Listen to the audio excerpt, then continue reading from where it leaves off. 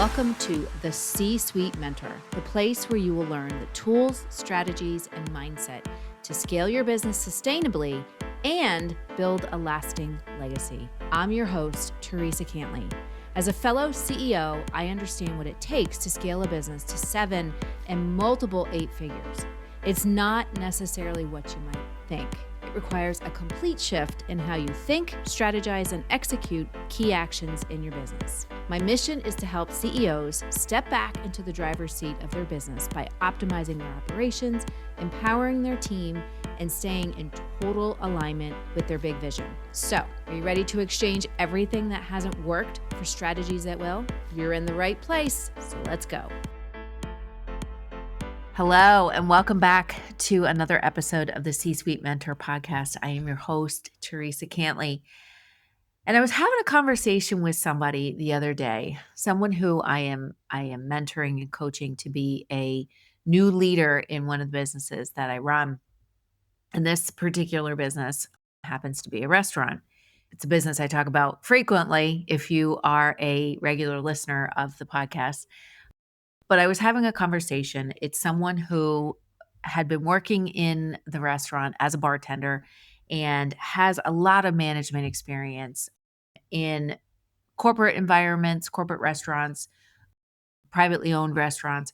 And we had identified him as someone who had a lot of really great skills, people skills, as well as those hard skills, and would really be a great manager. So we ended up promoting him, and I was having a conversation about the restaurant and some of the challenges that we've experienced and some of the things that we want, some of the plans that we want to do moving forward to really grow, well, not just grow, but scale the business and really take it to that next level.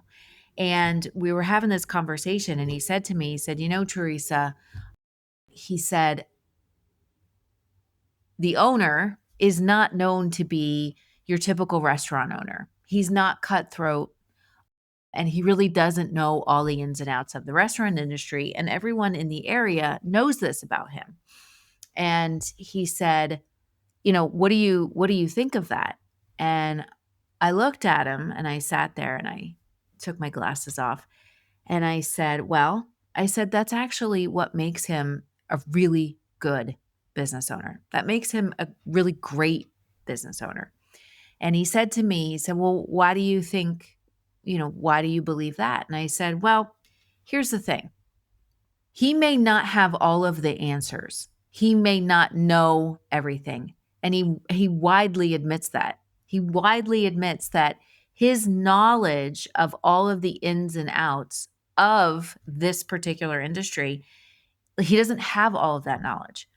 But what he's done and what created the success for him over the years is that he surrounded himself with really good people because he knew where his limitations were, where he knew certain things, where he had knowledge of the restaurant industry, such as how to set up the kitchen, how to set up the menu, what he wanted to have on the menu, and really who he needed to have in the business to make the business successful. So the truth of the matter is that he doesn't need to know all the ins and outs, but what he does need to know is who he needs to have on his team. And the other thing is that being cutthroat will only get you so far in any industry. It doesn't matter if you're in the restaurant industry, retail, whatever. Being cutthroat and, as I say, swimming in that sea, that red sea of competition will only get you so far. And in today's day, in businesses today, you really don't want to, you want to have that drive and that determination and that motivation, but wanting to compete with everybody and looking at what the competition is doing is only going to get you so far. So really understanding what the experience is that you want to build, which we're going to talk about on another episode, but really what that experience is, and finding the right people to help you make that experience a reality. And he looked at me and he was like, he's like, you make a lot of really good points. And I said to him, I said, listen, I said, here's the deal.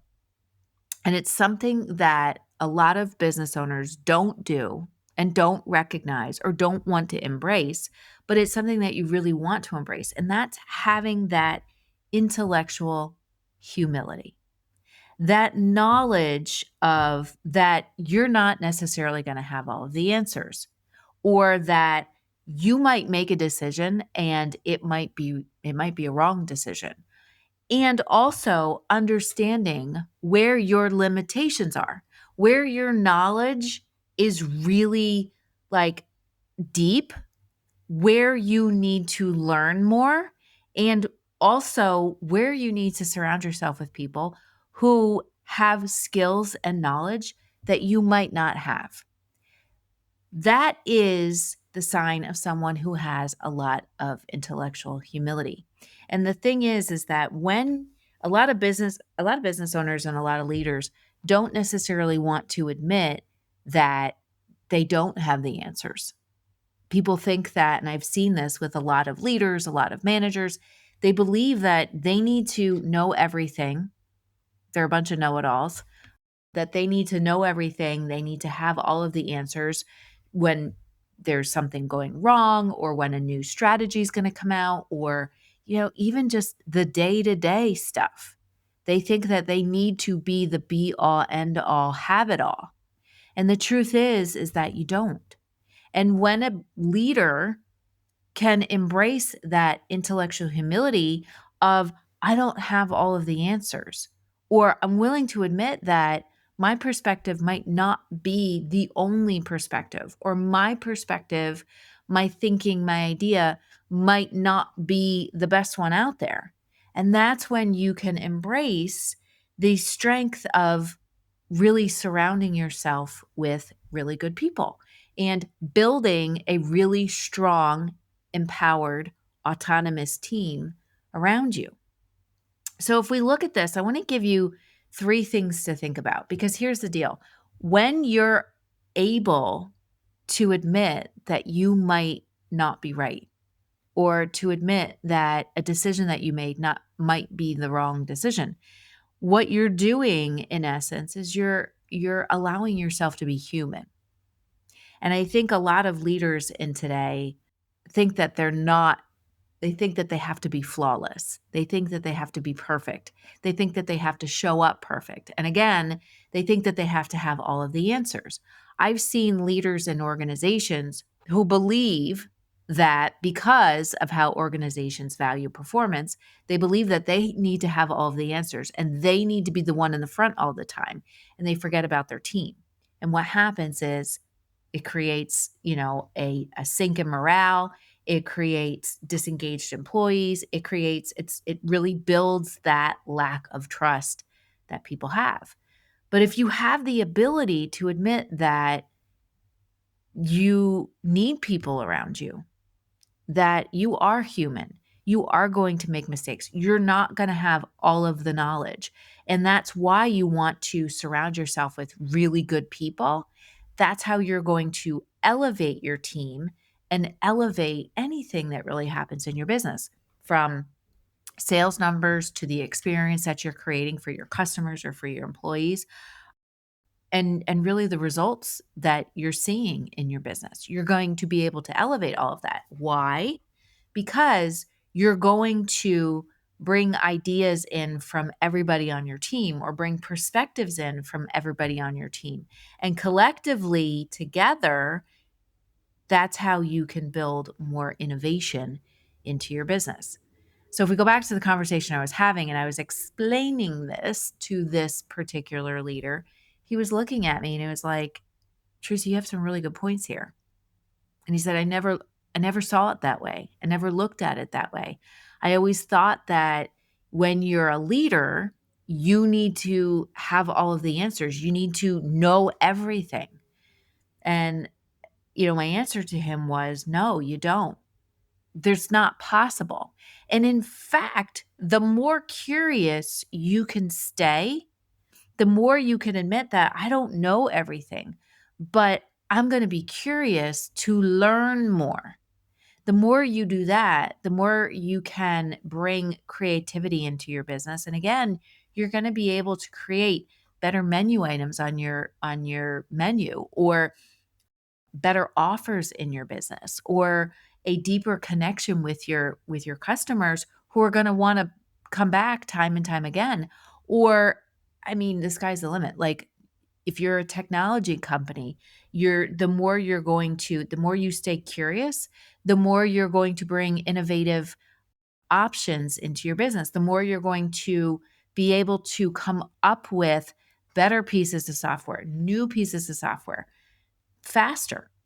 And with the rate of change that's happening in our economy and in businesses in the world, we want to stay curious. We want to stay creative, because that's what's going to give us the innovation and the results that we're looking for to create. So, three things you want to think about to really embrace intellectual humility as a leader is to, as I said, number one, surround yourself with good people, people who have skills that you don't have, people who have strengths that you don't have. One of the things with this business owner is that he doesn't necessarily have the he doesn't necessarily have those project management skills to say, okay, here's a project, to look at a bigger picture and understand how to break it down into the nitty gritty. So what does he do? He surrounds himself with people who do have, he is a true innovator, a visionary who's got thousands of ideas, but he surrounds himself with people who can look at those ideas and say, okay, here's the priority that we're going to work on these ideas. Here's the priorities that we're going to put in place to take those ideas and make them a reality, instead of trying to execute every single idea. So surrounding yourself with good people, people who have abilities that you might not have, okay? People who complement who you are as a leader. People who might have answers to the things that you don't have and can offer suggestions to you so that you, as the leader and as the business owner, can make better decisions, right? So, number two is that you always want to be curious, because curiosity leads to creativity, and creativity leads to innovation. And when we're curious, it leads to increased learning. I had a conversation the other day with somebody who is a board member at a very large organization, a food company. And the CEO of this food company was saying that they were looking at all of the jobs in their business, and they were going to replace a lot of the jobs with AI. And immediately people go to, well, that means that people are going to lose their jobs. And the CEO was saying, no, actually, we're not letting go of anybody.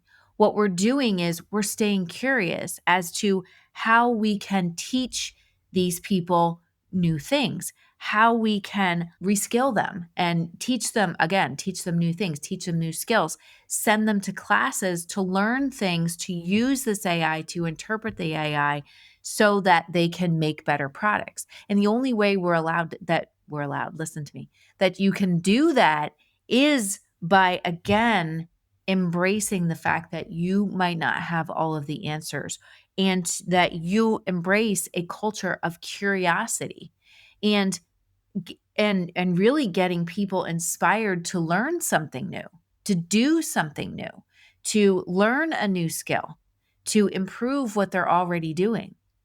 And the way that we do that is, again, having a culture of curiosity. I read an article, or I was listening to something the other day, where they were talking about how the new CEO of Microsoft said he doesn't want a company full of know-it-alls. He wants a company full of curiosity, people who are curious, people who might not have all the answers, but they want to learn. They're hungry to learn. They want to embrace that new way. So always be curious, because curiosity leads to creativity, and creativity leads to innovation. And the third thing I want you to think about is really being open to new perspectives. I think one of the worst things that I have ever experienced as someone who was a leader in a business and worked for a CEO and other vice presidents who it was their perspective and that was it. People who really didn't want to hear anybody else's perspectives. When you are open to hearing someone else's perspective, that's when new ideas can come in. That's when you can stay open to diversity in your business. I had a conversation a couple days ago where someone was saying, well, I think that this manager or this leader was upset because they had a vision about this and we didn't follow that vision. And I looked at this person and I said, great ideas and great businesses are not built on one person's vision per se. That person might have a vision, but then other perspectives come in and create that diversity in thinking and diversity in ideas, and it expands that vision.